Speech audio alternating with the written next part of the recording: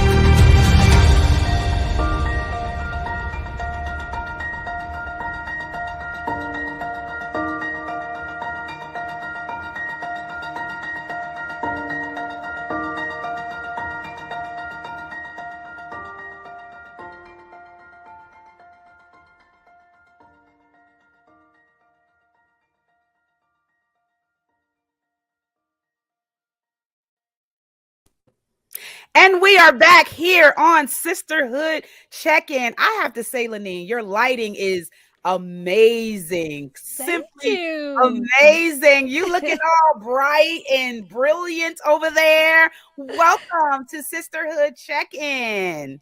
Well, that light is coming from me, girl, and I think it's bouncing off of you too. We're multiplying the light up in here. Hey, I know that's right.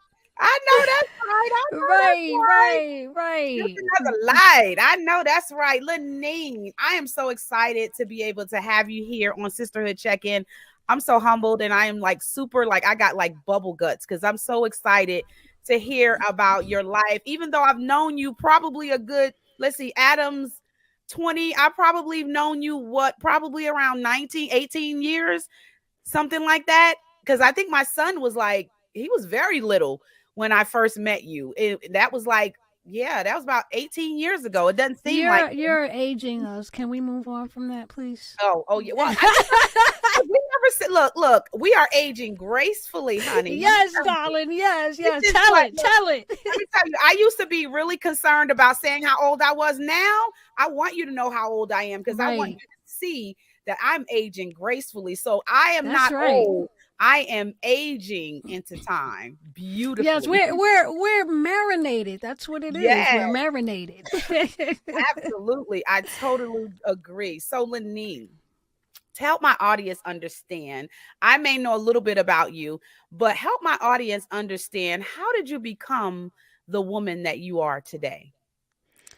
So that's such a broad question. I mean, I ate my vegetables, drank milk, just DNA did its thing, but That is so funny. yeah, that's such a broad question. So I do so many different things and I'm known in so many different capacities. Like, what part of the woman do you want to know about? You know what? That's the thing. You have the opportunity to share whatever part of that woman you want us to know. Oh, she's gonna make it hard. You see that? Just kicked it right back to me. We want to know the juicy stuff. We want to know, like, because everybody, I always say this, everybody talks about the beginning, right? Very Hmm. few maybe talk about the beginning. Everybody talks about their end, but very few people Mm. are willing to talk about their process. And Ooh, I believe that it's the process is where most of the people are stuck at. That's where most people are kind of hiding. Everybody likes to show you the ending of the cake. Like when I gave the story about my paint job, it's always beautiful to show the outcome. It's always right, beautiful to show that you're preparing for it, right? But to actually share with people the inside, the things that I had to deal with while the paint spilling all over the floor, you hmm, know, all the things that happen in between, not a lot of people really share, or they kind of skim through the in betweens. Most of the guests that I bring on, they normally kind of just skim through what I feel are very intricate parts of their testimonial, because we just want everybody to see the best part of us. We don't right, we don't want people to see the parts of us, that we don't want to be transparent enough to say, hey, I struggled with this. I dealt with this, and this is how I came out of it. And I think, right, to me, those are the most intricate parts of your testimonial. Because I mean, I don't really care if you made it through. I know that anything that you're consistent at, you'll get through it. I already see the end from the beginning. I need to know what you did, what did you go through in your mind? What happened in the middle? So talk to us about the middle. What I, happened to you I in your I love what you're saying. You're reminding me of something that I wrote in my upcoming book. I love to show my flaws. I want to show you life? Mm, my process. And I said, yeah. what point is there in me flaunting my victory trophies if I don't show Mm. you what I had to overcome Come to on now. achieve them? So I love it. You done hit the nail on the head right now. Yes, yes. Um, yeah, so I mean, talking about the process is so important because the Bible says they overcame Satan by the blood of the Lamb and the word of their Mm, testimony. And again, a quote from the mhm. book: nobody said that the testimony had to be skinned, gutted, filleted, and deep fried, okay, and What? seasoned and marinated. No, give me that mug raw. Okay, but exactly, um, exactly. but my beginnings, if you want me to talk about myself in the most rounded way, I have to go back to my childhood, because my beginnings were so integral into who I am today and the trauma and the trials that I experienced even as a little girl, starting with getting both raped and molested, sexually Wow, assaulted and molested on two different occasions by a male and a female at different times, and I was only two when both of these incidents happened. And so there was a long-term ongoing sexual assault by a female who was a lesbian babysitter that took care of us. And then after that, I was raped, full-blown raped by one of my male relatives, still in diapers. Like, he had to take my diaper off to do it. And wow. so that really shaped me. The amazing thing about that testimony is I didn't know that happened to me. You don't have memories from 2 years old. I didn't know that happened to me until I was 27.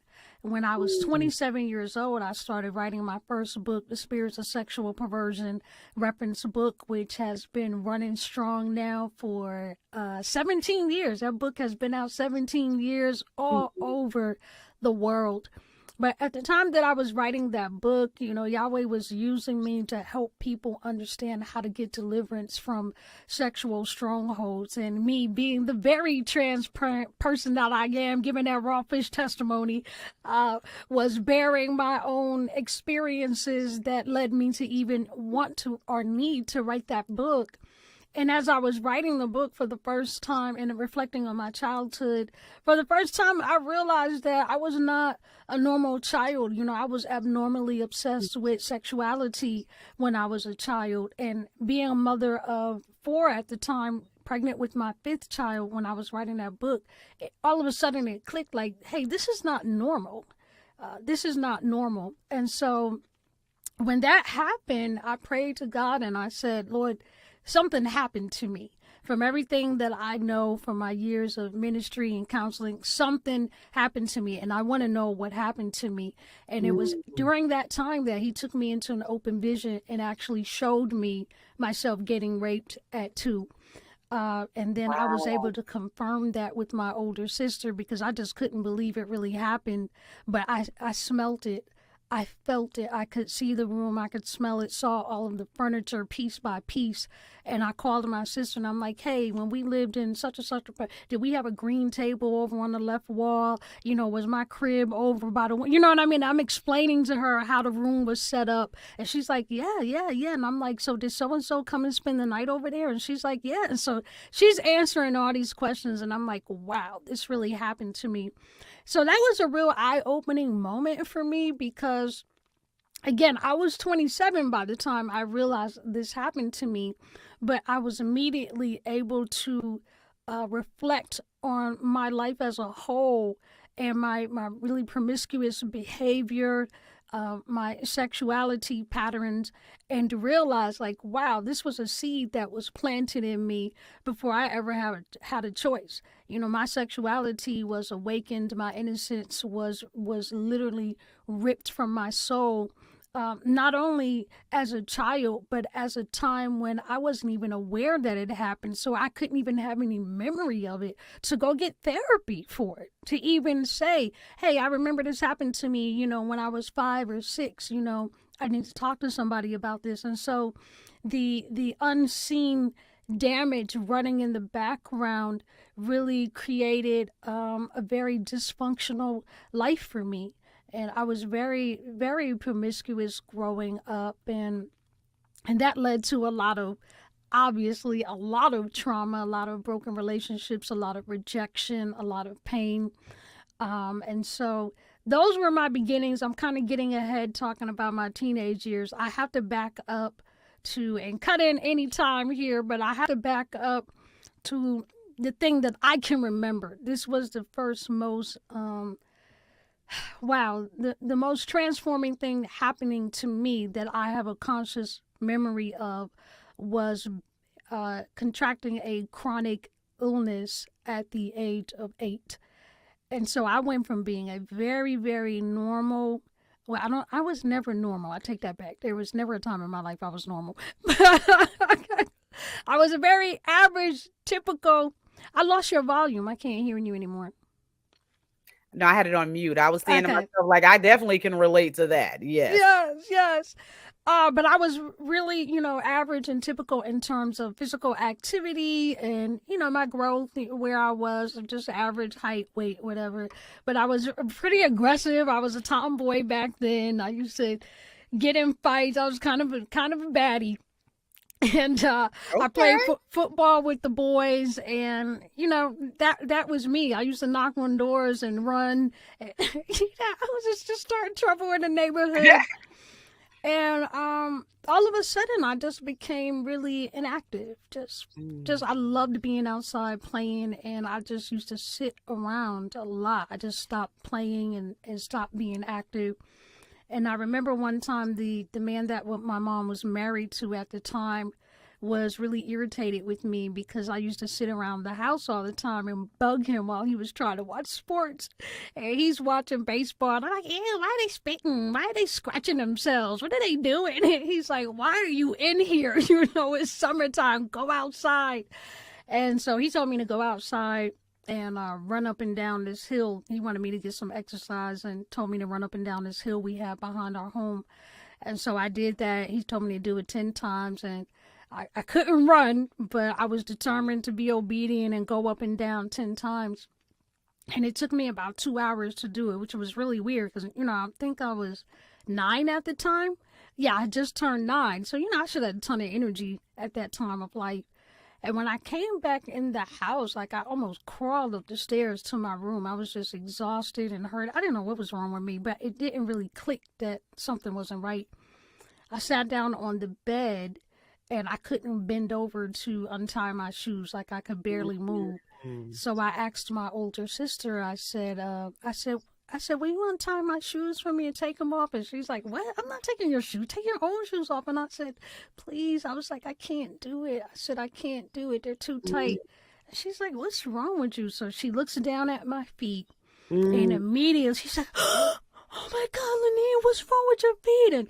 And I'm like, what's wrong with them? What's wrong with them? You know, she's panicking. It's got me panicking. And she's like, you don't see that? Your feet are like 3 times the normal size. And I'm like, they are? I'm like, I guess that's why my shoes are tight. So she ran and got my mom, and my mom came in. And from that day, oh my God, it's so emotional to talk about. Wow. I mean, in a day, in a moment, my whole life changed. My mom took me to the doctor. And a couple of days later, they said they didn't know what was wrong with me. They were going to have to start running some tests. But a couple of days later, I got a fever that shot up to beyond what a human thermometer could measure. We were on our way out, and I told my mom I didn't feel good, and I had a fever of 103, and then it was 104, and then it was 105. And then she's like, this is not going away. We got to get you to the hospital. By the time we left the house, it was 107. It was up to 107. And by the time they actually got me back into the emergency room, this was back in the day when they used those mercury thermometers. Mercury thermometers. Right. Again, aging us. But by the time they got back there, the mercury thermometer only goes up to 108 degrees, and the mercury shot right up to the top instantly. Oh they were like, oh my God. And so they actually had to go get a food thermometer from the kitchen to try to gauge how high my temperature was. And so it was sitting somewhere around 109, and they told my mother that I would not live through the night. They said that I wasn't going to live and that it would be best for her to start making my final arrangements. And obviously I lived through the night. I'm here. But from that day forward, my whole life changed. For the next several years, I was in the hospital, in the children's hospital. I literally lived there. I had to move into the hospital. And I stayed in the hospital 4 to 6 months at a time every year, repeatedly, back to back to back, because I kept getting very near death. And so they would have to keep me in the hospital to try to keep me alive. But every time I went, they weren't expecting me to go home. Every time I went to the hospital, they weren't expecting me to go home. And they kept telling my mom that I wasn't going to live. And so initially, when I had that fever, when I came out of it, they told my mom I was going to be extremely brain damaged and, that I would be learning disabled, so on and so forth. And maybe brain damage. I think something happened. I'm thinking like that sound like brain damage. Like, oh, wow. Like 108. I've never heard of anybody that had a fever over 103, maybe 4, but you're like 108. Wow. Girl, I'm like, literally, they say now women are from Venus, like literally. I bet I can only imagine what your mother was probably experiencing at this time, because that right there is, oof. Oh, I felt so bad for her. Even as a little girl, with me being the one suffering, I felt worse for her than myself at that moment, because my mom was my hero, and she had been through so much, and the thought of her dealing with a child that now was nearing death was unbearable. That for I'm me, sure. her pain was worse than my pain. And talking about the woman that I am, though, there was really something that I got from that experience. A couple of things that really shaped me more than anything. I think being sick as a little girl and being told constantly that I was going to die, being in constant pain. When I tell you that I was in pain, um, it's hard to describe, and even as I describe it to you, you would never understand the magnitude of it, Mm. having not experienced it. But when I say I was in pain from head to toe, it literally hurt to blink my eyes. To do this Oh my God. was painful. My eyes hurt. Taking a breath in, breathing hurt. Sitting up hurt. Wow. The agony of just getting up to go to the bathroom, putting my clothes on, anything being put on my body, lifting my arms up to put a shirt on, but putting my everything hurt Oh wow. all the time. I was in pain all the time for years. And so that robbed me of my childhood. So being raped as a toddler robbed me of my innocence. Mm. Getting sick at 8 robbed me of my childhood. Wow. Um, and so I had no childhood. It was just a life of pain. I was told that when they finally realized that I was going to survive this, that I would never be able to have kids. And that had been my biggest dream ever since I was 3, 4 years old, was to have a big family. So to be told at 10 years old, you're never going to have kids, you've now taken away my innocence. You've Mm. taken away my childhood, and now you've taken away my dream. Mm. And, woo, when I tell Um, you, like, I walked around like a zombie, like feeling like, what is the purpose of being here? I'm constantly in pain. The disease deformed my body, so it was a lot of rejection, being teased all of the time by my peers. So I'm in pain, I'm rejected, my dream is gone. I'm always worried about dying. Every day is like, well, I might die tomorrow. I was granted my last final wish by Make-A-Wish. So the Make-A-Wish Foundation actually granted my dying wish, because that was the level of expectation that I was not going to live. Like, it was that serious. And that changes your perspective on life. It changes your perspective on life. So for the first for about the first 4 years, we really were just in a battle to manage the disease.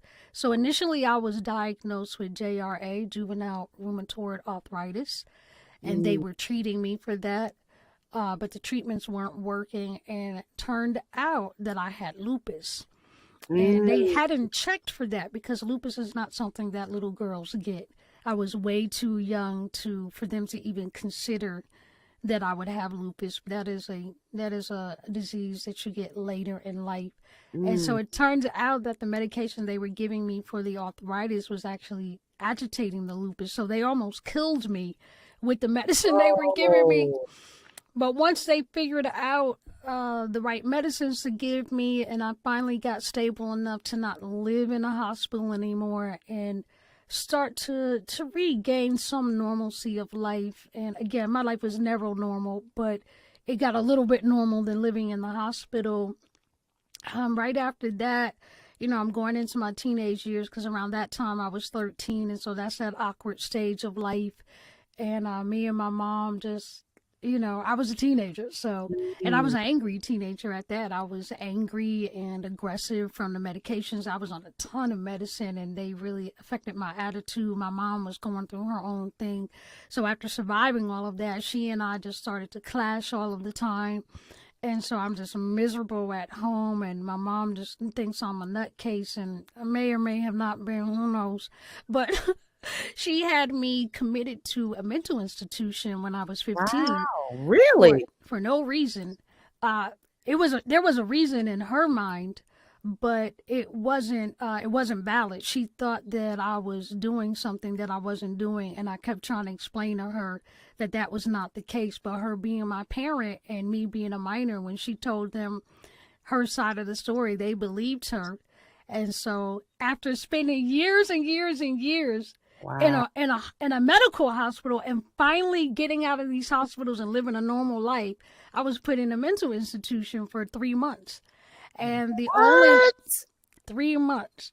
And the only way I could get out of the mental institution was to pretend that I was crazy. They wouldn't let me leave. As long as I kept saying there was nothing wrong with me and my mom lied or misunderstood, they like would, to them that's like, that's proof of the delusion. You have schizophrenia. I'm like, I don't, my mom is the one that needs to be in here. I didn't do what she said, but they wouldn't believe me. So as long as I kept Wow. denying what they were told, they saw that as a sign of delusion, and like, well, you're going to have to stay here until this therapy is working.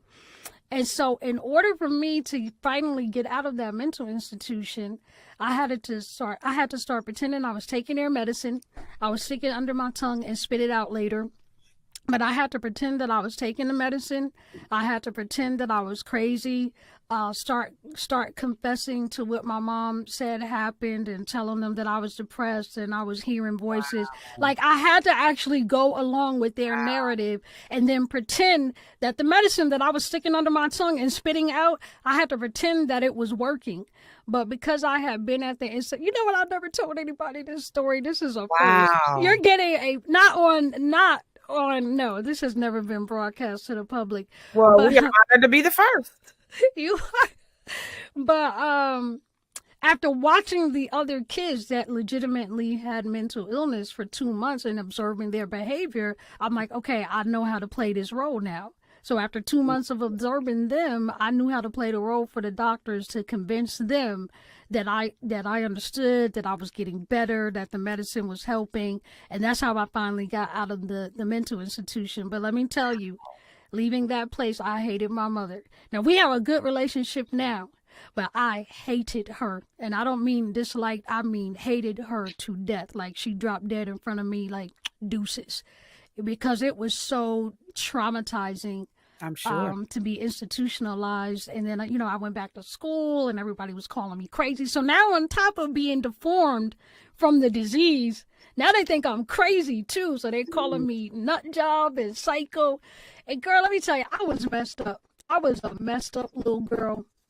So after all of that, of course, me and my mom's relationship just was like insanely bitter after that. And we just could not get along. So she wanted to institutionalize me again in like some long-term youth program. And I'm like, nah, I'm 16. If you don't want me here, let me go. Don't lock me up.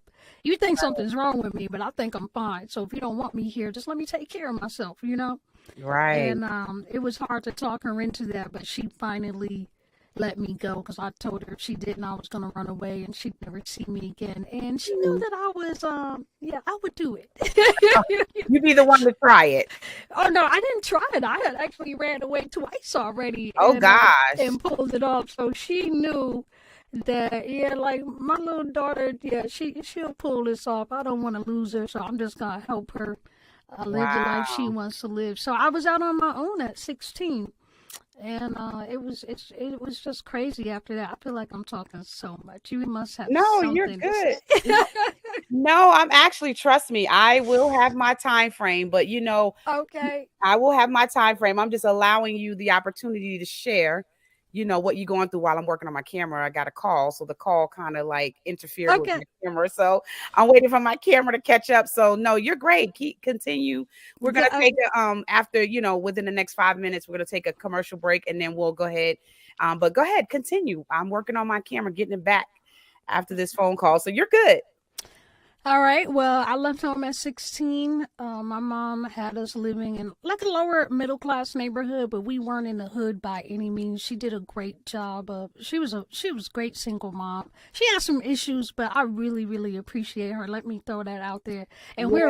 we're really close. I love my mom to pieces. She's Oh, gone her through her therapy and healing, and she's a pastor now. So I have to say that she is a oh phenomenal wow. phenomenal woman, and we're very close. That's just where we were at Yeah, that of time. And if course. you knew Of course. you knew her testimony, you would understand why all of those things happened. But she did Mhm. her best.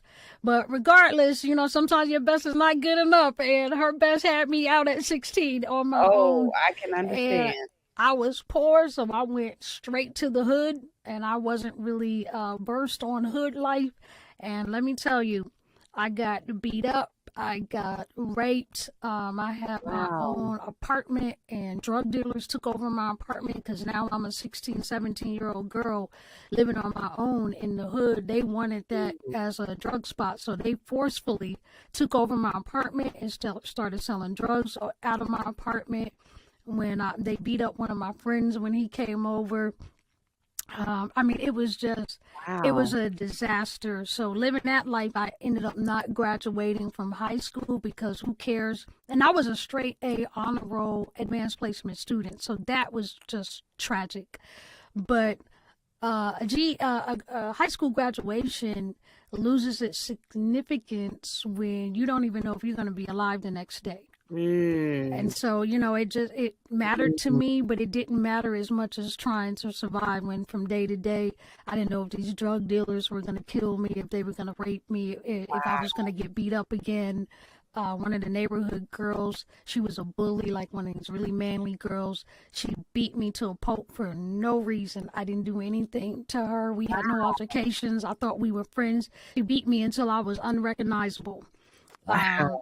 Yep, Kidney, you didn't even recognize my face. Ripped half of my hair out, Oh just my for gosh. no reason. She was just angry and jealous of me, and like that was the life. So I left there when I left that apartment because the drug dealers had just taken over, and I couldn't take it anymore after getting beat up. So I left.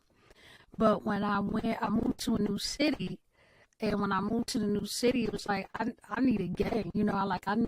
I need some peeps to protect me. So Yeah. I became a part of the gang, and I was one of the drug dealers at that time. And so I Wow. started dating the neighborhood kingpin.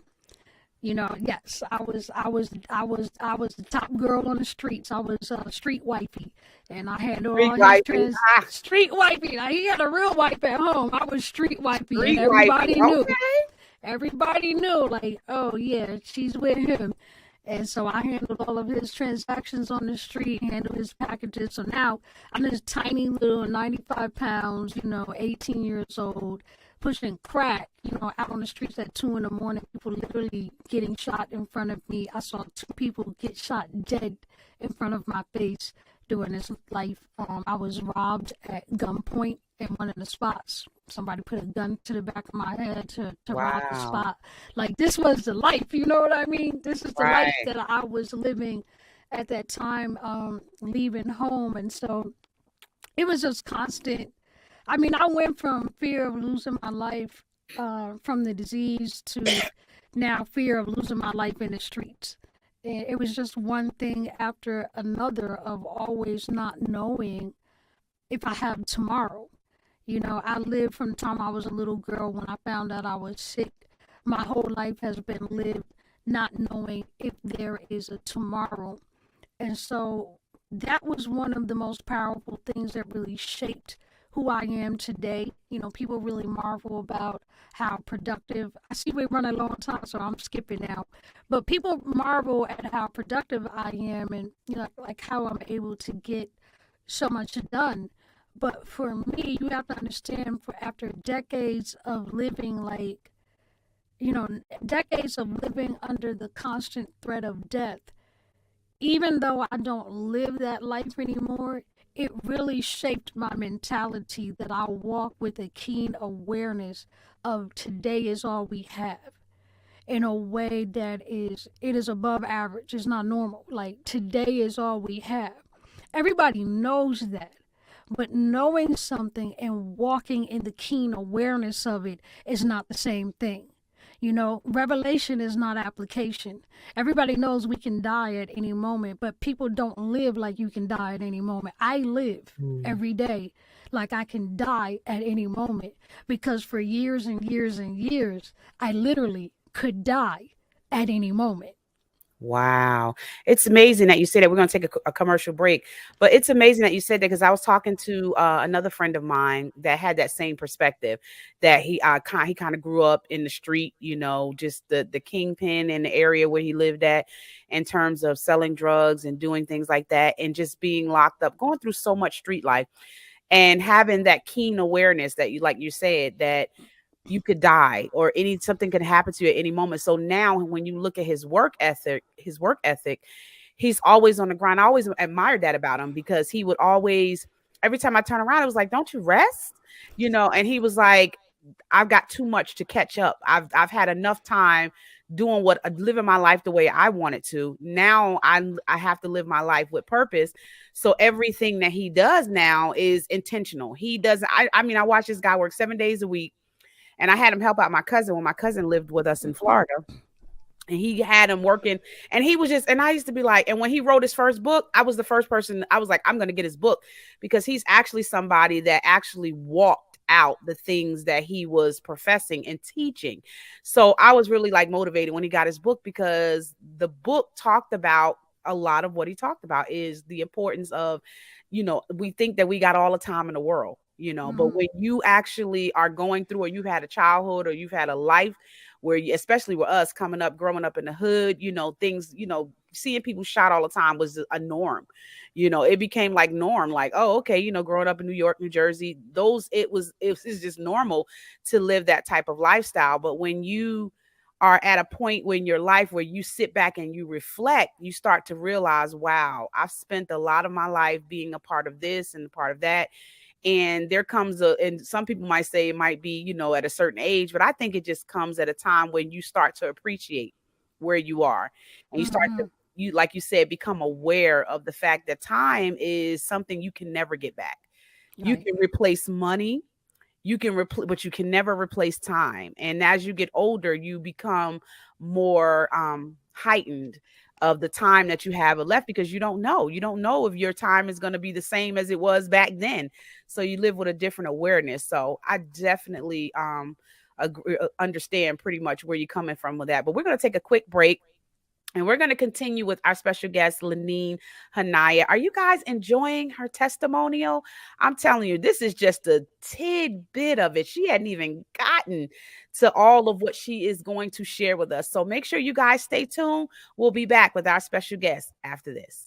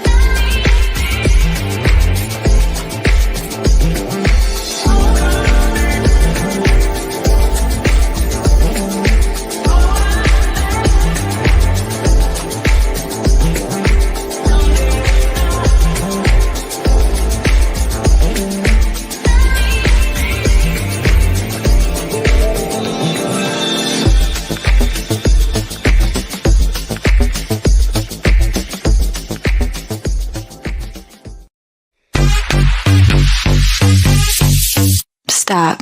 I want it, I got it. I want it, I got it.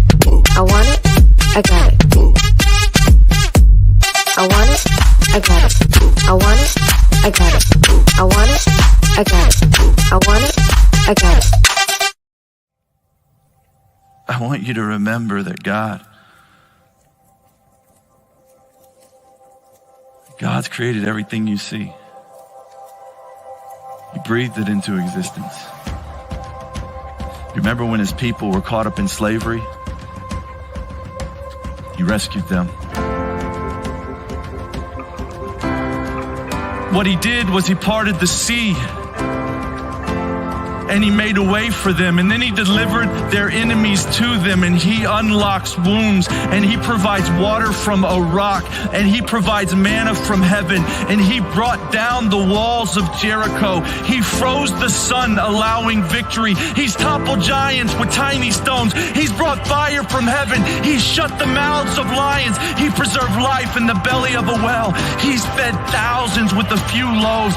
He gives the weak strength. He heals the sick. He's made the blind see, the deaf hear, the mute speak, the lame walk, and he's overcome evil, and he's made a way through death for you and me by the death and the resurrection of his son, Jesus Christ, that we will live with him forever. We will dwell in the house of the Lord forever and ever and ever and ever. What are we afraid of?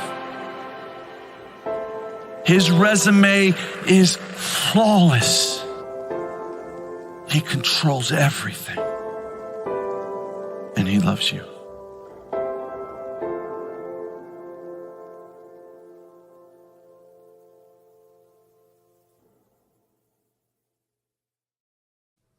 And we are back here on Sisterhood Check-In with our special guest, Laneen A. Haniah, aka Sola the Legend. I love that. Woo! So Laneen, you were really getting into some really intricate, really good details about your life. I mean, you have gone through a lot. So I'm going to let you go ahead and continue because I had interrupted you to do the commercial, but I want to hear more. Tell us more about some of the things that you've gone through, because some people might be watching that feel like they know you, but they really don't really know.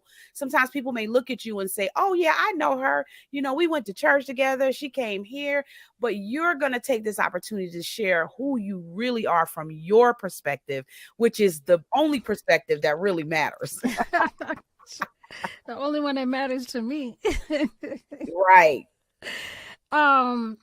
Yeah, well, after sorry, just adjusting my headphones here.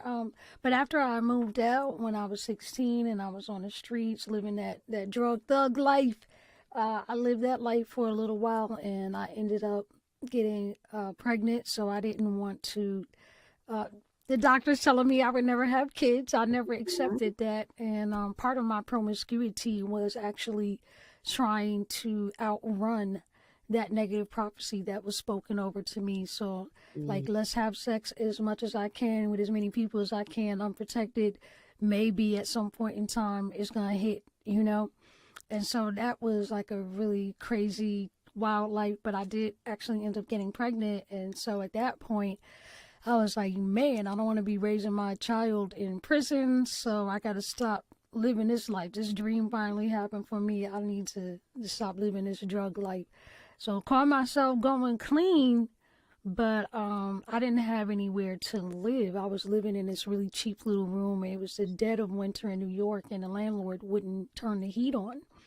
And I mean, it was like in the single digits outside, and he wouldn't turn the heat on. So I had to leave there and go stay at one of the drug spots. Now, mind you, I wasn't selling anymore. I just needed somewhere to stay. But after all of this time that I have been selling drugs, come to find out, the feds had been watching us. They have been watching our whole group. Mm-hmm. And so I'm in the spot that night, and all I had to do there was be in charge of, you know, collecting deliveries. That's what I had to pay for, you know, that was my rent, you know, just make sure the deliveries come in okay. There was somebody else there doing the work. I'm like, fine, you know, until I find a place. Well, just so happens that night, that was the wrong night to be there. We called him the re-up man. The re-up man was on his way over, and apparently the feds knew, so they were trying to intercept the package. So I'm sitting there in the living room in a chair, this apartment was very sparsely furnished because it was just a spot. So it was like some chair they got out of the trash, a table. You know what I mean? Just I do. just enough to have somewhere to sit. And I'm sitting there, and the next thing I know, I just hear this boom. I look over, and they have used the battering ram to knock the door down. So I'm sitting here now, 18 years old, 4 months pregnant. The feds have busted into this place. There's like 15 officers in there. They got the face shields on, the full vest. Like, this was something straight up out of Cops. That was You the hear me? bus. That Bad was the bus. boys, what you gonna That do? was one of them drug busts. So I was like, I can't effing believe this. I finally got pregnant and I'm about to go to prison. I was like, I can't believe this. So Wow. they all came in and, you know, shoved me up against the wall. It was just me and this other dude and the token crackhead that we kept on site, so we could always say that's her stuff, you know. So they slammed me up into the wall and everything, and I know God was with me that night, every day of my crazy life, but in particular that night, I know He had my angels watching over me. He said, "It shall not be so." Because the guy that was coming to bring the re-up, the new package, hadn't arrived yet. And these feds have been watching us for 6 months. There is no reason for them to get there, 3 minutes too early. So it was like, that was some divine intervention on my behalf. So they had slammed, the door was gone. They had broken the door down. So there's no door. So this was like a project building, right? So I'll never forget this. They had pushed me up against the wall. I was handcuffed, hands behind my back, and they told me to keep my face facing outward. So I'm on the wall like this, right? Just my face to the side like that. Yeah. And I'm looking out into the hallway, and I know that this guy is on the way with enough drugs to send us all away for 20 years. Ooh. And I know that he's on the way because we had just called him. So wow. I'm looking, my face is up against the wall, and I'm looking out the hallway, and he walks by, and they were busy searching, the cops were busy searching the apartment, so they didn't see him. And when he walked by, I just did this. You gotta look at me. I did this. I just did that. I just shook my hair real slow. I was like, and he just kept on walking. Ooh. And, Ooh. and girl, I have my phone on Do Not Disturb. I don't know how that got through, but I know that happens to me too. girl, let me tell you, had that man come in there with that package he had, I would have been doing 20 years minimum. Wow. And that was during a time where they were really, really hard. This back in the early 90s, they had those really harsh drug laws at the time. But because they got there too early, we didn't have anything in there. It was like a skimpy old nickel bag. You couldn't even call that a nickel bag. It was like a $2 bag because the crackhead we kept in the house, she had been hitting it up, so it was just a little bit of powder in there. I was like, that's her stuff. I was just here visiting. And I couldn't believe it, but I walked away from that situation with them having not enough evidence to do anything with me. And I was like, God, you know how people be like, if you get me out of this, I ain't lie. That was it for me and selling drugs. I was done, like roasted on the grill till I was burnt, done. For real. That was the end of my gang banging and drug dealing days. But, I was facing being a single mom at that time, and that's how I made my income. So hence, I moved into a life of stripping and prostitution. I had to make my money somehow, so we moved from that into that. And I lived that life for a little while, didn't want to do that anymore. And so I decided to try to go through the shelter system, try to get on the straight and narrow. Started dating this guy that moved in with me, thought he'd be able to help the bills. He was very abusive. He was 6'4", 250 pounds, and he had the hands to match. And he used to beat on me, broke my nose, bruised my ribs, sprained my ankle, and so I was getting beat. Put a gun to my head. He used to sexually assault me, so I was living it with that for a little while. Wow. And that was at the point at which I finally broke, because I was pending my third suicide attempt. I had tried to commit suicide twice before then, but I'd promised God that if he gave me a child, I would never try to commit suicide again. So before I got pregnant, I actually prayed to God and asked him for that baby. I was 18 years old. I was laying in that cold apartment with no heat. And I was just laying there crying, feeling like I was already dead. I just felt dead. Oh, wow. And I was laying there crying. And I had just gotten out of mental institution, like for attempted suicide, Wow. because there was no therapy back then. So, that's it. They just gonna lock you up. Mm. And so I was laying there crying. I was like, God, I said, I promise you, if you give me a baby, I'll never try to kill myself again. And I said, I know I shouldn't even be praying this to you, because I have no business having sex. I know this is fornication. But I was like, please, please, please give me a baby. Like, I'm begging. And from the night that I prayed that prayer, I never got my cycle back. Wow. I got pregnant right then. And so I was like, don't tell me God doesn't hear a sinner's prayer, okay? Please don't tell me. Wow. Don't tell me that, because I know my story. But it wasn't enough. We try to fill all of these voids in our lives with things that we believe erroneously that are going to bring us happiness and fulfillment. Mm-hmm. And being a mom was amazing, but being a single mother was just one more thing to stress about, one more thing to worry about, one more thing to make life hard. And I found myself suicidal again when my son was 3 years old. And so I was planning on killing myself again, and I was gonna kill him as well. I didn't want to leave him here. Wow. And so I was gonna do a murder suicide. And so I was planning that. This was while I was still living with the abusive alcoholic. So he went to work, and I was gonna do it while he was gone. And I'm looking at my cute little beautiful baby boy, and I'm like, I can't do this. I'm like, I don't know how to do this. How am I gonna hurt this precious little baby? And so then I was like, well, maybe I just do myself then. I'll just leave him alone.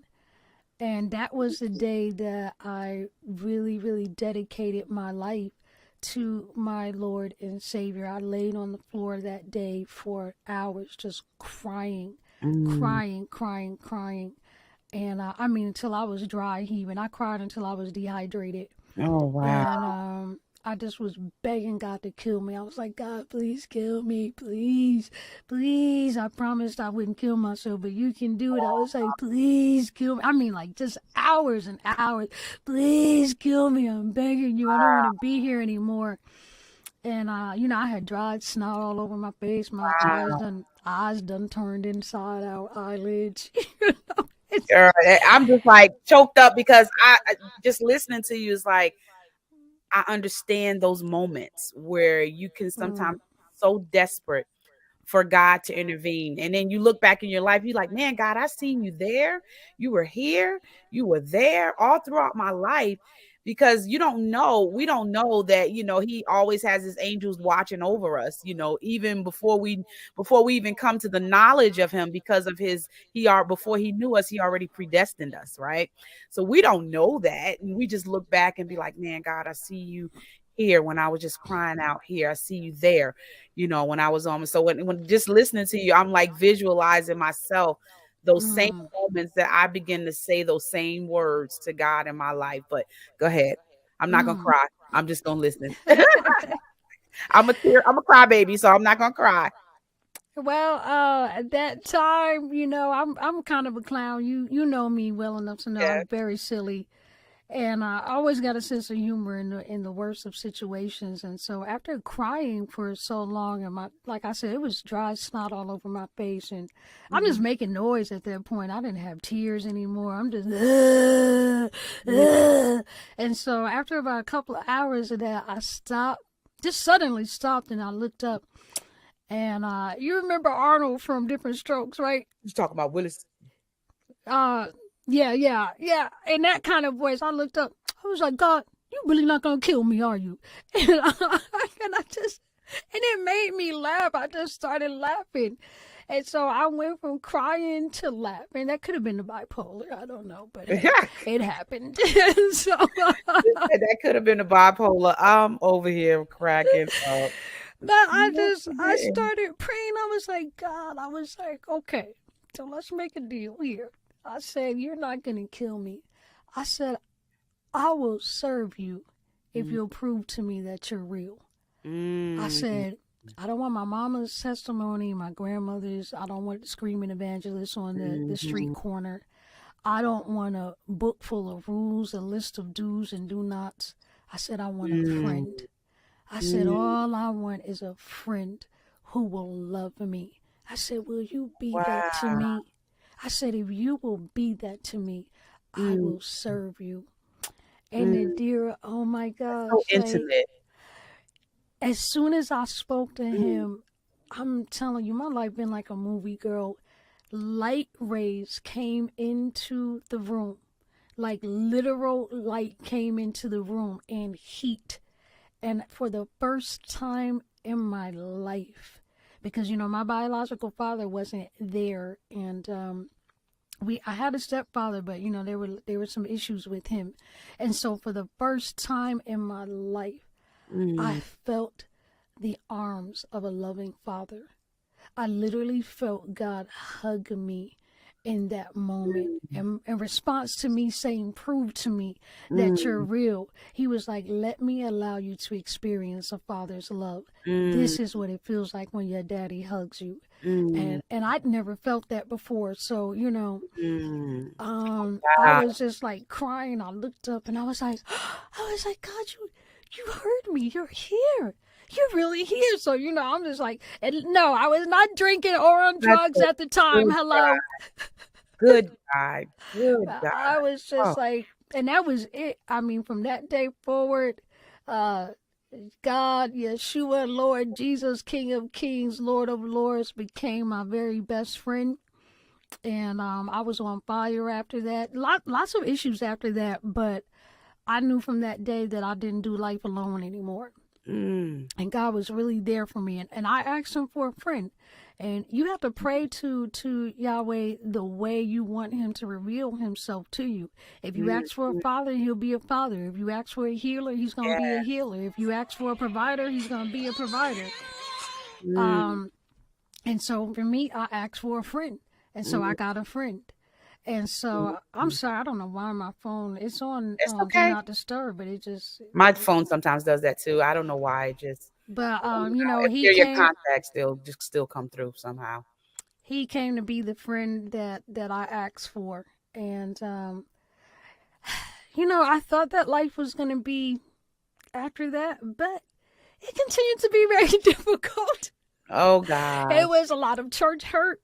I was sexually abused in the churches that I went to by pastors and ministers. Wow. It was no different. You know what I called them? I called them, you know, excuse me, but they call them men of God. I called them niggas of God because they were no different than them niggas in the street. They just wore collars. You know? Niggas of God. So I was introduced to the niggas of God. I was like, oh my God, that is the first time I've ever heard that before. Oh my God. Well, you heard it from me. I was like, wow. I'm like, of God. like, you know, what's happening here? I thought this was supposed to be a different life. Oh gosh. And so that caused me to backslide because I felt like, you know, for 8 months, after walking real solid with God for about 8 months, I felt so dirty because it's like, well, you were a hoe in the streets. You're supposed to come into the church and be holy, not hoey, you know? So, and it's like, you still a hoe. You was a hoe in the streets and now you a holy hoe. And so the devil was really like, you see, you had nasty, dirty, damaged goods, unredeemable. God doesn't want you. You're going to make all of these married men fall. This is why they're cheating on their wives. It's you. It's you. It's you. And so I left. And I was like, you know, he's right. I don't belong here. I belong in them streets. That's where I'm from. That's where I belong. It's all I'm ever going to be. And so I went back to the streets. But God brought me back to him. He brought me back to himself and redeemed me. And from that point forward, it's been me and him since. Now I've fallen plenty of times since then, but always into his arms. I never fell back into the streets. I fell into his love. I fell into his grace. Hallelujah. I fell into his mercy. And after that, I met my husband, who was a well-known in our local area. He was a well-known prophet and man of God. He had been celibate for 6 years. Wow. And after being abused by these men in the church, Wow. he refused to have sex with me before marriage. And so, girl, I thought I had hit the jackpot. I was like, I have found me a treasure. Yes, Lord, I